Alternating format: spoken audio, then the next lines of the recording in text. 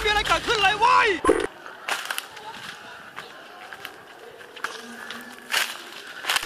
แล้วกำลังเสริมหรือว่ายังไงเปลี่ยน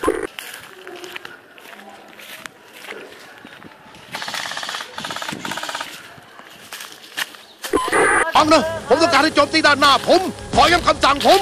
ปฏิบัติอย่ายิงอย่ายิง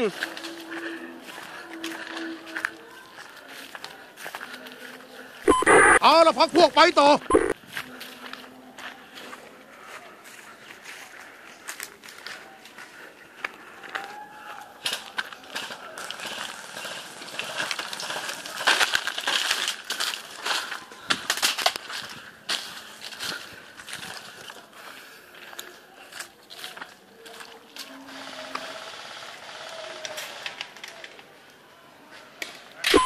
เอาแล้วเข้ามาประจำที่ได้ไหม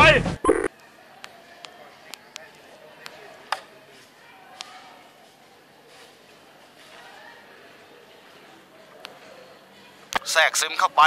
แล้วกำจัดพวกมันซะครับผมหน่วยที่2ไปได้ระวังปีกเอาไว้ด้วย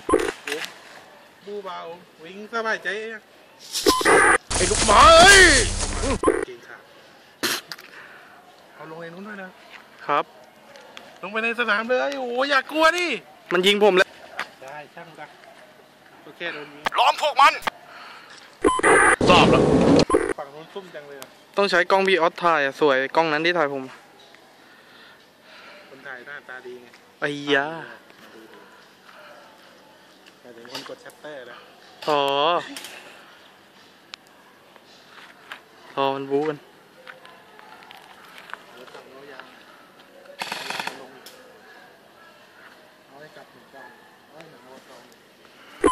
ไม่เห็นมีอะไรเกิดขึ้นเลยเว้ย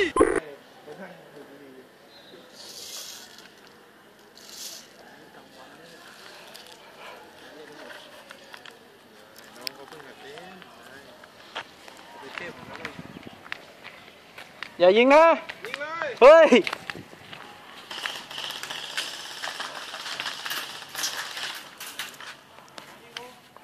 ผมถูกยิงต้องการความช่วยเหลือ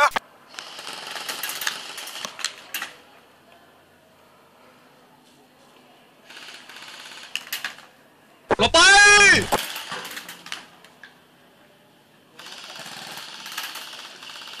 โดนมีเพื่อนโดนเห็นป่าราบครับเห็นกันป่าราบเราเล่นมันวิ่งกันป่าราบต้องอย่างนี้สิ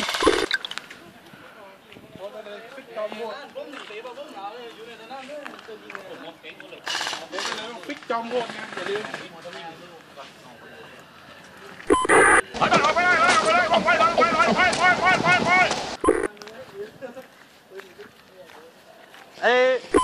เราจะบุกอัดฆ่าศึกด้วยทุกสิ่งที่เรามีทะลวงมันให้ทะลุยังไม่หยุดยั้ง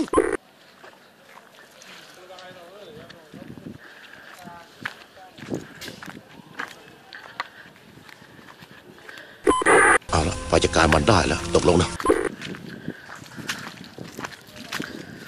อย่ายิงผม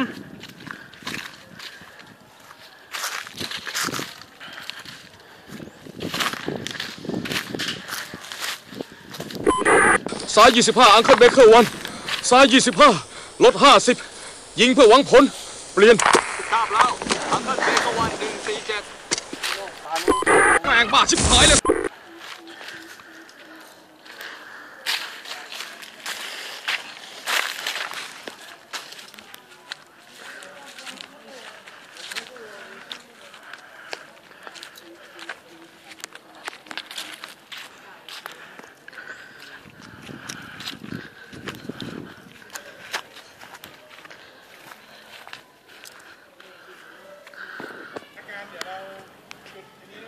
จุดแล้วโยนไปเรื่อย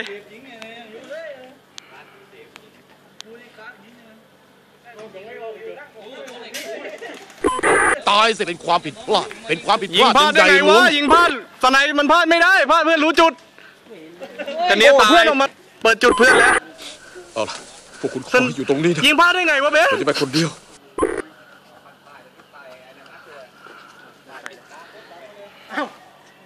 ไม่อะเว้นเขาโดนแล้วเคลียร์รอบนี้เสมอกัน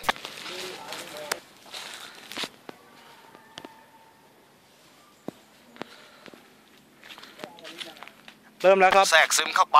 แล้วกำจัดพวกมันซะผมขอปฏิเสธทำตามคำสั่งครับท่านหน่วยที่2ไปได้ระวังปีกเอาไว้ด้วย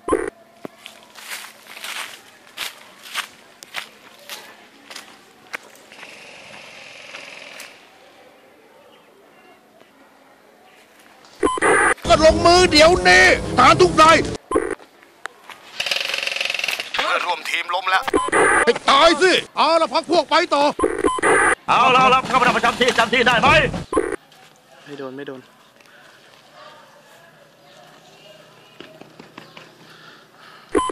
ดี๋ยวคุกการบีด้วยไป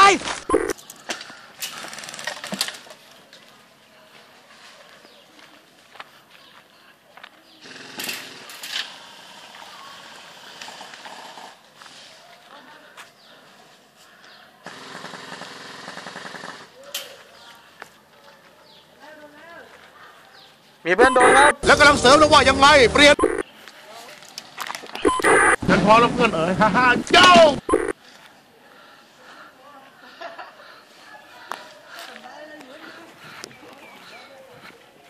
กลับมารวมกลุ่ม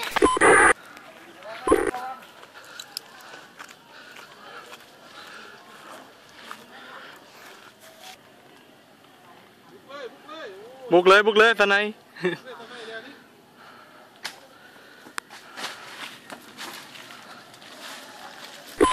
เอาละไปจัดการมันได้แล้วตกลงนะเทมาบุกเลยดำเหลือคนเดียวแล้วขึ้นรวนเลยยาวเลย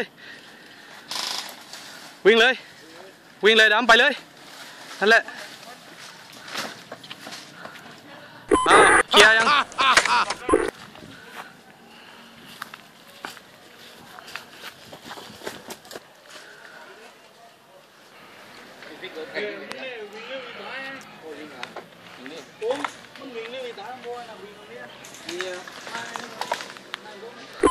อยากฆ่าทหารเหรอบุกครับผ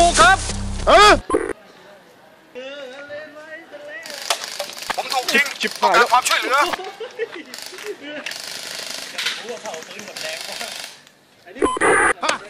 ใจตายบุกเลยครับตึงไว้โกเบิ้มบุกสายนี่บุกว่าบุกเลยไปเลยเร็ววิ่งเร็วชิบหายไอ้ลูกหมาเอ้ยระวังเรียบร้อยแล้วโอ้ยเดียวเคลียร์